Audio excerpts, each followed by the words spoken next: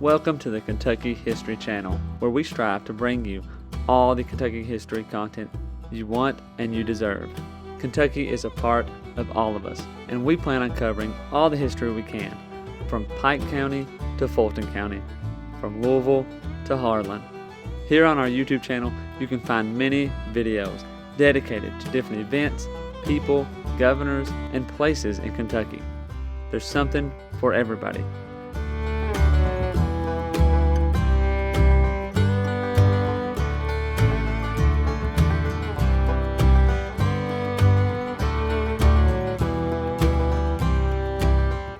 While you're here, if you like the channel, hit the subscribe button and the notification button so you get notified anytime new Kentucky history is available.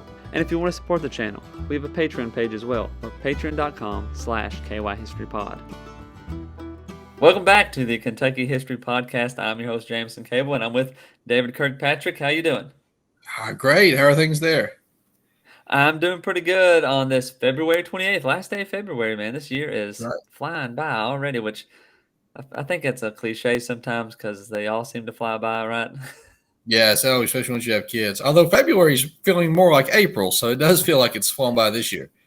Yeah, it's been an oddly warmest February of my life, kind of February. Yeah. But it is a nice warm day.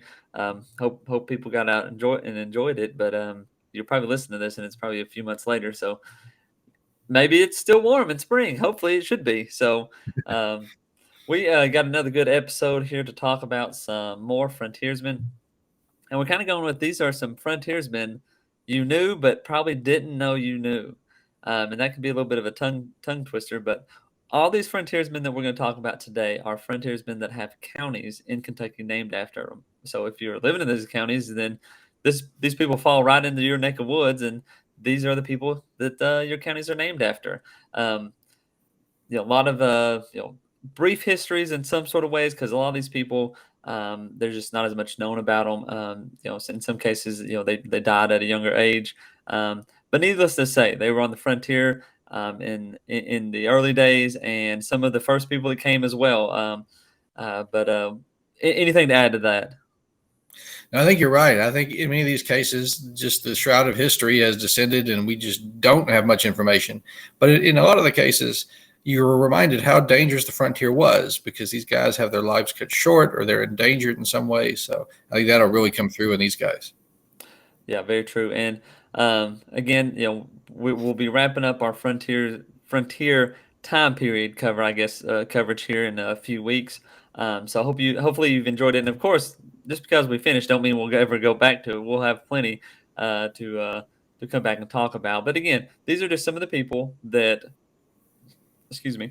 came, even with Herod and Boone and some of those people. And I kind of try to base this because looking at some of these people, there's people that came like in 1779. That was kind of a little too late, or they weren't born until 1775, and Kentucky was already kind of established. But anyway, we'll go ahead and jump into our first person. What we got? Let's kick it off with Silas Harlan. Harlan was, of course, a Mercer County guy. They didn't call it Mercer County back then. It's all part of Virginia.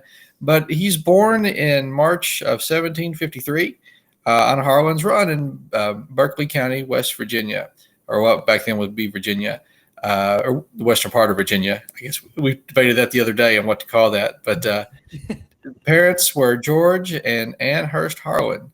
And, of course, at the time of his birth, which we said this is part of Virginia. But we really don't know a lot about Silas's youth. We know that he wastes no time coming to the frontier. At the age of 21, he packs up and moves west and kind of risks everything. And, of course, when you're young and you don't have a lot to go on, I guess there's not much to risk other than your life. And you kind of feel invincible when you're 21. But for whatever the reason, he came to Kentucky with James Herod and settles, as I said, at Fort Herod in 1774, which, of course, I don't ever get tired of mentioning. Harrodsburg is the first permanent settlement west of the Allegheny Mountains. So it's also referred to as Harrodstown. But the town of Harrodsburg grows up there. And Harlan, despite his youth, really demonstrates early on that he's a great scout. He's a good hunter.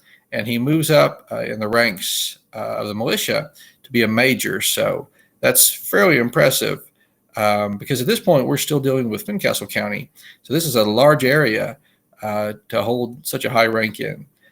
He's a member of the defense of West Fincastle, and during those first years of the settlement, really Kentucky's being pulled in two directions, and Harlan is at ground zero for that.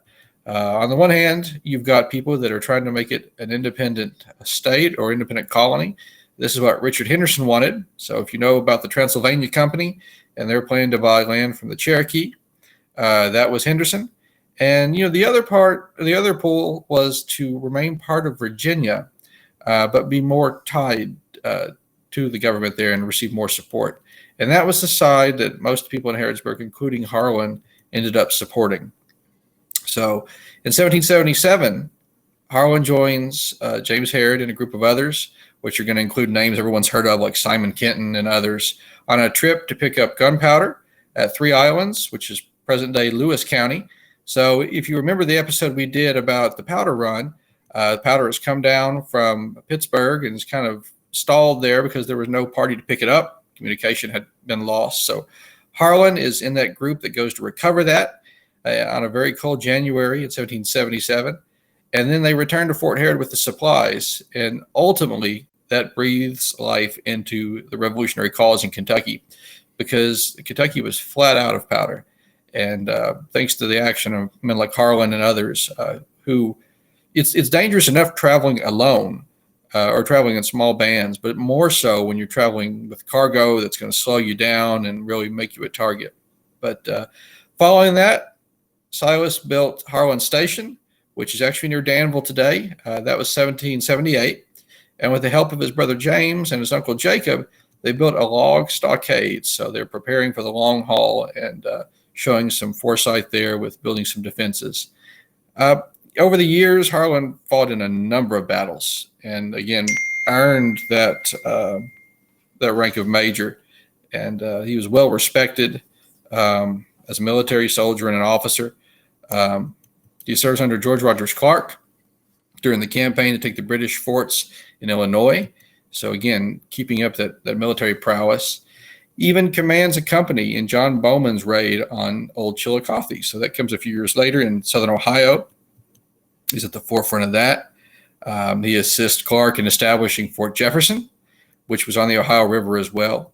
And so he's showing a lot of promise as a leader of Kentucky. And, this may be just me, but I can really see Harlan being one of those guys that is a future governor. I mean, he's young, he's well established, he's well respected, but that does not come to pass. And the reason is because of the Battle of the Blue Licks. And so that we've done an episode on that. August 19th, 1782, Harlan is leading his party at the Battle of the Blue Licks, which was, of course, an ambush. And as those settlers rush in, those militiamen rush in, they're ambushed in what is often known as the last battle of the American Revolution. And it's a huge defeat for the Kentucky militia. And at the time, he was engaged to Sarah Caldwell. She went on to marry his brother James and, really keeps that family tradition of leadership alive because she ends up being grandmother to U.S. Supreme Court Justice, so John Marshall Harlan. That would have been Silas Harlan's great nephew. So just so many contributions from Harlan there. And he's just one of those guys that it's easy to overlook because of the short time that he was in Kentucky. But the folks in Harlan County, I'm sure, know who he is. And it is really a name that all Kentuckians know. Mm-hmm. Yeah, and that's kind of I think what you said about the potential of him being a governor is very true because he's battle hardened, many battles, and I'm sure if he was to make it out of the Blue Licks, that would have been another battle he would have been in. But again, really, lining himself up to that. Now, whether that was his political ambition or not, who's we can't really know. That's the other thing too that we mentioned. He doesn't really have any. He's never married. He has no descendants. Or straight line descendants, I guess. So there's also that Right. factor of nobody really having stories to tell about him. He died and that was it. He didn't have Right. nobody else to kind of prolong or talk about those old times with dad at this or the old stories or anything like that. Those kind of things went with him. Um, and as we said, Harlan County and Harlan, the town of Harlan, are both named after Right. him. And I believe Harlan was maybe like I want to say 50th, but county, but I'm not really sure right off the top of my head. Um, but needless to say, very important Kentuckian, as you said. And keeping with that, another well, this name people might not really have the taste for it or really get it, get to remember this one, but maybe you will now. Bland Ballard, oh Bland Okay. Ballard, and um, you know, very unique name. I just can't imagine why you would want to name your child Bland. Maybe I guess it was a family name. Uh, but they did, and well, I guess it is a family name. After I look at his dad's name here, I'm thinking, well, maybe that was the case. But Bland Ballard was born October 16th, 1761 in Spotsylvania. Is that right? Spotsylvania. Yep. I wanted to say Pennsylvania. Spotsylvania, but Spotsylvania, County, Virginia. His father was Blaine Ballard. So maybe it was just, hey, I'm gonna put a D at the end of my kid's name and keep it in check. They're actually unsure of who his mother was or his mother's name. Um, he did not receive any formal education, which is not a surprise. But he and his father moved to Kentucky in 1779, and during a fight with the Delaware natives, Bland's father, stepmother, and two brothers and a half sister were all killed at Tyler Station in Shelby County. A while back, we did talk about Shelby County and mentioned how Bland Ballard was a very important person in that Shelby County area, and probably one of the take away maybe Benjamin Logan in those early days. He was very influential and very important to that Right. all that. Uh, anyway, Bland was quoted saying he killed 30 to 40 Native Americans to avenge the murder of his family.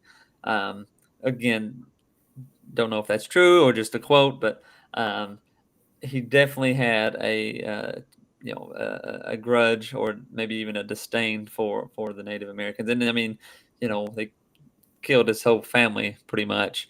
Bland joined the militia and fought against the Native Americans in Kentucky or in the Kentucky frontier for many of years. He served under George Rogers Clark as a scout in 1780. He also was a scout under Rogers during the 1786 campaign. He fought at the Battle of the Fallen Timbers, Tippecanoe, and River Raisin. Now, and I'll stop right here. I was thinking, but about wondering if he would have been at Blue Licks, but he probably wouldn't have been if he was with, more on the Louisville end of things. Right. There in Shelby County, that they would not have been called to. A little too far Um, away to. yeah, and the people involved in the Blue Licks were basically Bryan Station, Boonesboro, and those people were the ones involved more in that. Fort Logan people came a little later. Anyway, like I said, he was a scout. He became a major of the Kentucky Volunteers, and he was wounded and taken prisoner at the Battle of Frenchtown. But he was actually able to escape the River Raisin massacre, and which was pretty tragic. We talked about that as well. Many Native Americans came in and killed a lot of prisoners, a lot of people wounded, and so forth. A lot of counties in Kentucky, there's about 12, I think, total that are named after people who were at that event.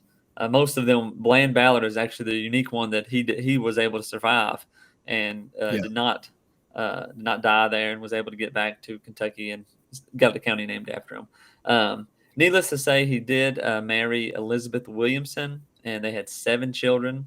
Elizabeth died in 1827, and he ended up getting remarried 2 more times to Diane Matthews and then Elizabeth Weaver Garrett. So, um, again, with Bland here, he does have these siblings and stuff. He helped create and pave the way for the road from Shelbyville to the Falls of the Ohio, which would become Louisville. Right. He was put in charge of the Shelby Academy, even though he didn't have any formal education. So again, pretty another big sign of leadership. Right. He was elected 3 times to represent Shelby County in 1800, 1803, and 1805. Again, you think about 1812. We talked about this, many moons ago, about those politicians who actually went to battle and led the men. He did die in September 5th of 1853 at his home in Shelbyville, where he was buried there. But later they moved him to Frankfort. Again, out of those river raisin survivors, well, I shouldn't say survivors. I think he was one of the few. Mhm. But out of those counties that were named after people that were involved in the massacre of River Raisin, he was one of the few who actually was able to escape and get back home. And again, we know a little bit more about him, and there's probably a little bit more out there too if we wanted to dig a little further. But he was a very, very important person for Kentucky, and he also had some further connections. His grandson, Bland Ballard, it's definitely a family name. Yeah. Was actually appointed to a judgeship by Abraham Lincoln. So pretty good connection. Ballard County was the 93rd county of Virginia, and I don't know if there's a town in Kentucky that's like Bland I or don't I don't recall a Ballard, but they're Ballard. I can't think of one. But right. anyway, But if you can have another a good. monkey's eyebrow in Kentucky, you can have So you can have a Ballard. So it's yeah, or a Bland town. yeah. um, Yeah. but again, same kind of situation. Yeah, and you're right. And people, believe it or not, we had someone come in. I think most people now work at the library in Harrodsburg at the Mercer County Public Library. We actually had someone stop by to do research because they were a descendant of Bland Ballard. And this has been probably a year ago. They were very proud of that fact. They were talking about his military service, and had every reason to be, because he really was a leader. And of course, near and dear to my heart, because he was a War of 1812 guy, which is an area that I like to focus on. And so is this next person. So Green Clay is pretty well known. He is one of those guys that gets overshadowed by a couple of relatives. You've got Henry Clay and you've got Cassius Clay, and but Green Clay was a pretty important guy. He's born August 14th of 1757 in Powhatan County, Virginia. His parents are Charles and Martha Green Clay. So again, Green must also be a family name, and it more common back then, because I also have an ancestor whose name was Green. So I don't know what the deal was with that, but he was from a very different stock than some of these guys we've talked about. Clay's family had been in the colonies since the 17th century. They were well established in high society. He had served in the Continental Army during the American Revolution, so he's not one of the guys serving on the frontier. I mean, he's serving east of the mountains, which I'm not downplaying either theater of war. They're both egregious, but in the side that was perhaps more well known and more observed by most of the nation. He sent frontiersmen into Kentucky to survey land and buy land for him, which they do. And in 1780, he moves to Kentucky and instantly became one of the wealthiest men in the state, which was probably not too terribly hard to do, but still an impressive in 1780. He owned a number of slaves. He operated a number of businesses. He had taverns. He had ferries. He had just a lot going on, and he held a number of political offices as a result of that. The first came in 1789 when he's elected to the Virginia House of Delegates, and he holds office in both Kentucky's House of Representatives and the Kentucky Senate later on. So, and if that's not impressive enough, he ends up owning, if you're wondering how rich he was, he ends up owning 40,000 acres in Madison County, and considered him to be one of the founders of Richmond. So pretty influential guy. By 1795, he's settled in. He marries Sally Lewis. And they end up having 7 children together. And in the War of 1812, he's a general, and he leads troops at the Battle of Fort Meigs. And just as a recap on that, the fort is surrounded by the British and Native Americans, and he leads a successful charge into the fort that helps strengthen the fort's defenses. So after Clay's attempt to enter the fort, the British and Native Americans become disheartened. They realize that you can lay the siege as long as you want now, but the Americans have been reinforced. There's just no point. And so the siege ends up breaking, and the fort is saved. And Fort Meigs was a linchpin that the American war effort hinged on. So it's not just a random fort somewhere in the woods. This is a key point, and Clay's arrival was very timely. So that certainly boosted his reputation quite a bit. He ends up being left in charge of the fort. Again, a pretty high honor to be put in charge of the, probably I would argue, the number one military installation west of the mountains. And ends up having another battle with Native Americans later on during the war, and he's successful there as well. So his reputation is well established at this point. After the war, he makes his way to his home, to his plantation in Madison County, where he ends up spending the rest of his life. And we talked about some of those connections, but he's really that Clay family name in Kentucky is just it's hard to overestimate the value of that. He's second cousin to Henry Clay, who was serving as a representative and at one point a senator in Washington for the state of Kentucky during the war, and then, for goodness, a long time afterwards. And he's brother-in-law to James Garrett, which is Kentucky's second governor and the namesake of Garrett County. And, he lives a very long time. He dies the same year as Isaac Shelby, which was, and I think Thomas Jefferson and John Adams, right? 1826. Mm-hmm. So the man just cannot keep himself from being connected to famous people, it seems. But October 31st of 1826, he passes away. So again, Clay is one of those guys. And if you go actually to the home of Cassius Clay in Madison County, Whitehall. Yep, Whitehall. Green Clay built that. So there's a connection there too. So definitely a War of 1812 and a frontier connection there. So a pretty important Kentuckian. Yes, very, very much so. And again, I'm sure a lot of people see Clay County, Kentucky, and if they have any kind of political or not political, historical knowledge, they're probably like, "Oh, that's probably named after Henry Clay." No, it's old Green Clay. Yep. He got the namesake. Now, what is impressive is the 40,000 acres in Madison County. And I tried to Google here real quick how much that is exactly. But like all it says is Madison County is 443 square miles, and I don't know what's the acreage to miles. I don't know. Ooh, I don't know. That's a good question. Yeah, close to 6,000 square feet per mile, something like that. Is it? Well, okay, so when you see 40,000 acres, I'm like, golly, that sounds like that could be all of Madison County. Right. But not so, not so. Anyway, we'll mosey on here, and won't bore you with math or our attempt at math. Another Kentuckian here, another frontiersman is James Mead, and he was actually born in Woodford County, Kentucky, and not exactly sure what date. Again, this is going to be a brief one because again, not as much as known. We kind of have to kind of skip over most of his youth because we just don't know about it. But we kind of can start off when he enlisted in the 17th U.S. Infantry. At some point, he did move to Fayette County.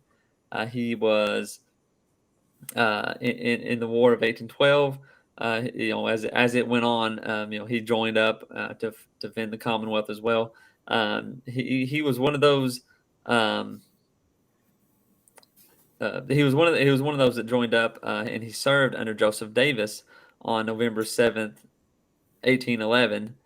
Meade fought in the Battle of Tippecanoe against the Creek Indians, or against the Creeks in Indiana.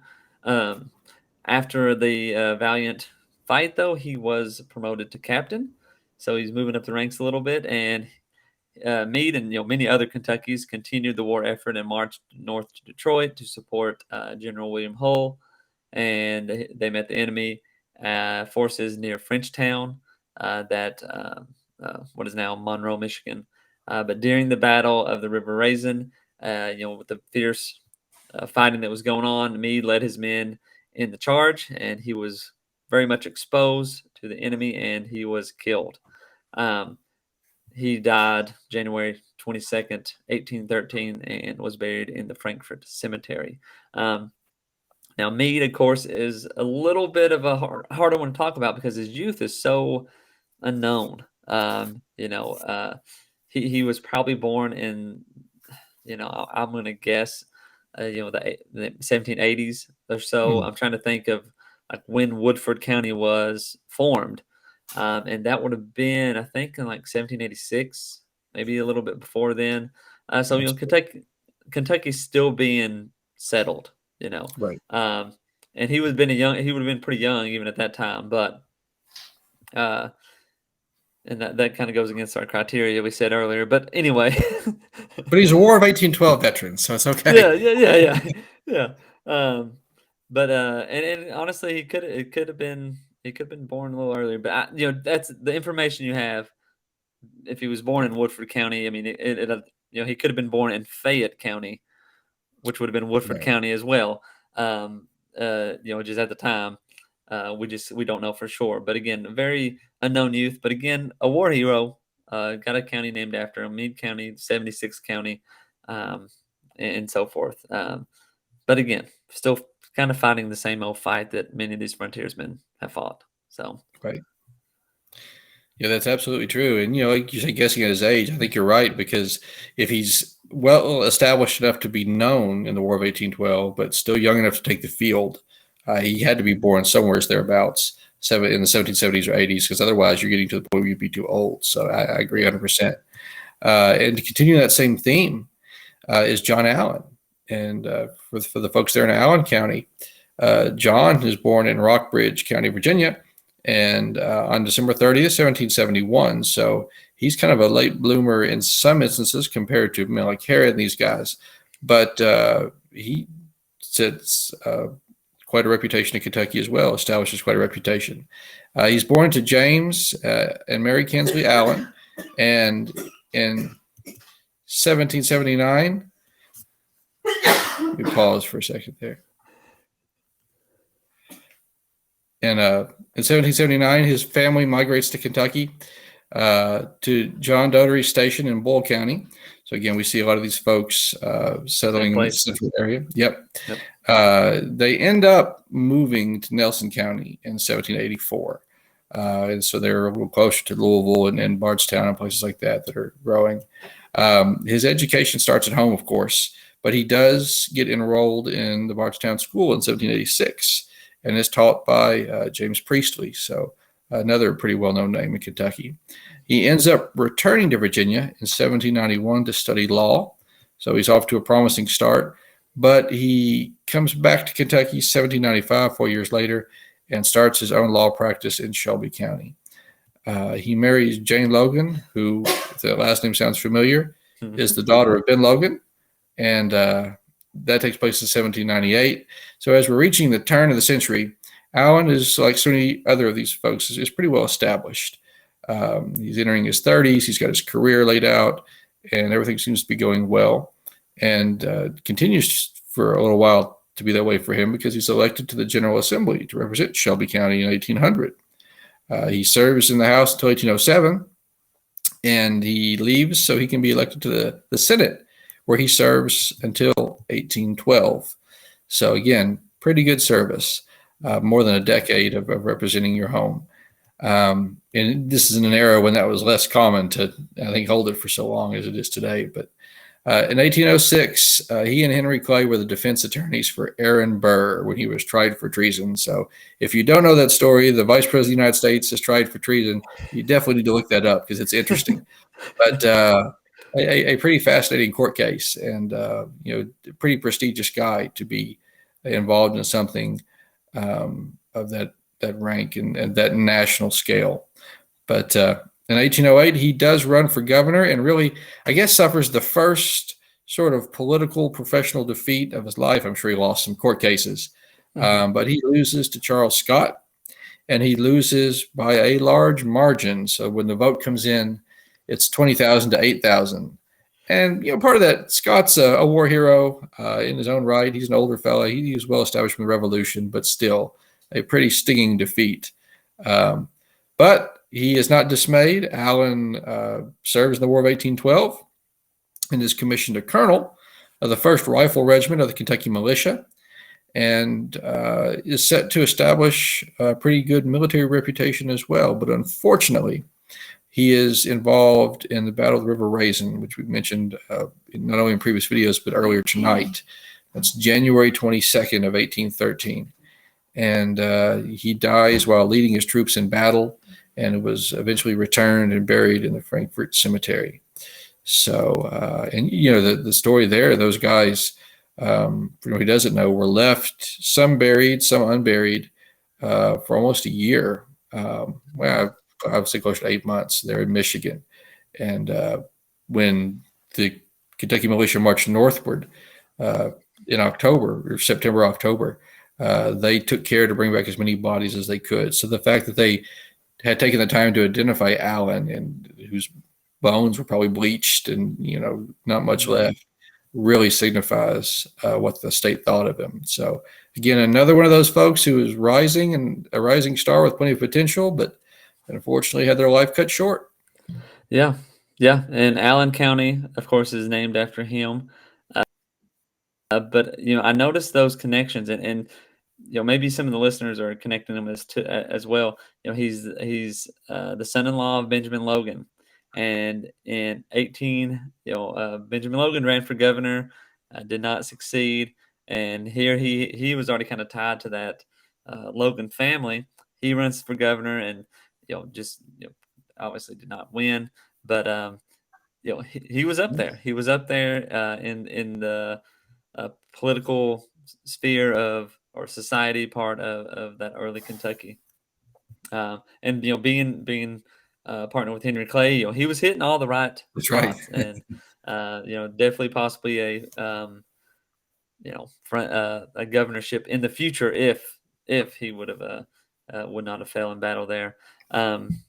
Moving on to one that people probably don't know as much of, or maybe even not. I don't know, Edmondson County. I don't know as much about Edmondson County, but John Edmondson is one of our last ones we're going to talk about here. And he was born in February 21st, 1764, in Washington County, Virginia. His parents were William and Nancy Edmondson. He fought in the Revolutionary War. His most notable Kentucky connection was at the Battle of Kings Mountain, which Isaac Shelby, Kentucky's first governor, was a big part of. After that war, he was a clerk in Abingdon, Virginia, and he then married Margaret Robinson Montgomery, and they had 3 children together. And he came to Kentucky in 1790 after buying some land in Fayette County. So he was right on the cusp. He got here right before the statehood. The War of 1812 began, and Edmondson, like many of these others, formed a company of riflemen. He joined John Allen's First Rifle Regiment. He was then chosen to be the captain of the company. He then resigned, though, because he did not want to be the captain, and then he rejoined the company as a private. Of course, during the Battle of River Raisin, Edmondson was killed as well, and then buried in Fayette County. Again, not as much known.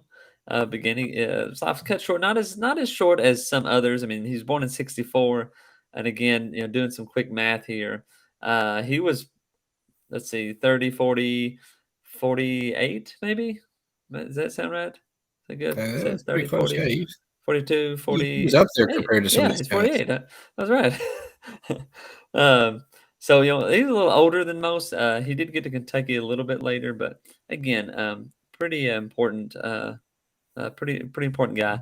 Not as much known, but still. Edmondson County, 79th county of Kentucky, named after him.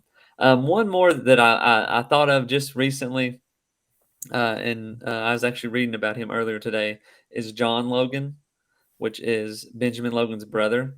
Um, you know, just like kind of Squire Boone in you know, in our world, mine and your world, the listeners of this podcast world, you know, uh, you know, we hear about Benjamin Logan every other episode. We bring him up, right? Right. Well, he also had a brother that was right there with him.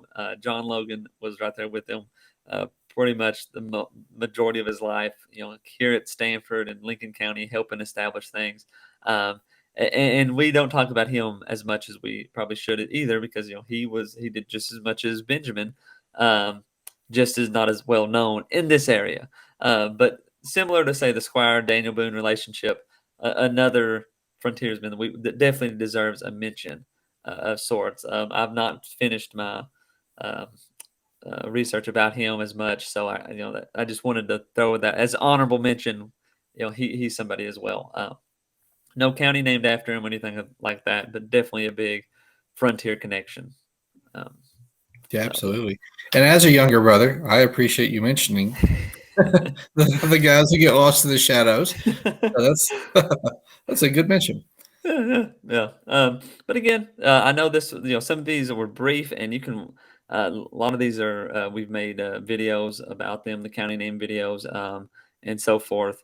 But definitely to get that feel, I was thinking about this a few days ago, just about how many people in Harlan County, people who drive through Harlan County or Allen County or any of these counties, um, you know, they probably don't think of who it's named after or where it's got its name. But those people were a big part of Kentucky history, and especially the early frontiersmen and into the growing years of the state as well. Absolutely. And, like you said, if you have a physical connection to it some way that you travel through there, that name kind of sticks with you. But you realize all these guys are part of the same effort, and that's the effort to establish a community. And they pull it off. Some of them last long enough to be celebrated, others don't. But all played a role, and pretty grateful to them. Yeah. Well, that sounds like a pretty good wrap up. We got a few more frontiersmen. Or frontier, I shouldn't just say frontiersmen, but frontier episodes, and then we'll wrap that up. Anything else? I think that's got it. All right. Well, thank you all for listening, and we'll see you next time. Take care. Welcome to the Kentucky History Channel, where we strive to bring you all the Kentucky history content you want and you deserve. Kentucky is a part of all of us, and we plan on covering all the history we can, from Pike County to Fulton County, from Louisville to Harlan. Here on our YouTube channel, you can find many videos dedicated to different events, people, governors, and places in Kentucky. There's something for everybody.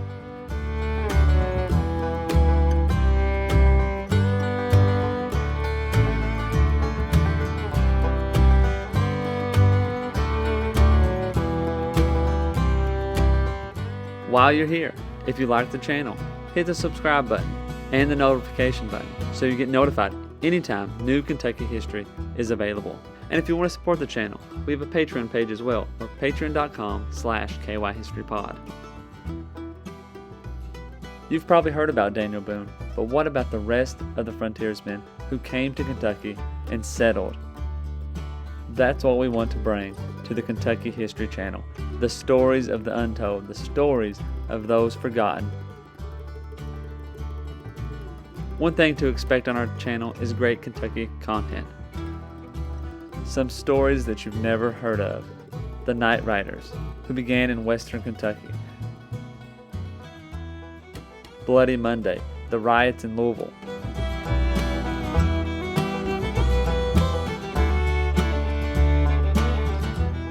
The assassination of Governor Goebel, the only governor ever assassinated in the United States. Stories from all over Kentucky, stories that are unforgettable once you've heard them. You can find out who counties in Kentucky are named after and how your county got started. From beginning to end, we plan to document every county in Kentucky, all 120. Reach out to us on all of our social media platforms, Twitter, Facebook, and Instagram, and also leave a comment on one of our YouTube videos. You can also check out our podcast episodes. You can subscribe to our podcast on Apple Podcasts, Spotify, iHeartRadio, and many more.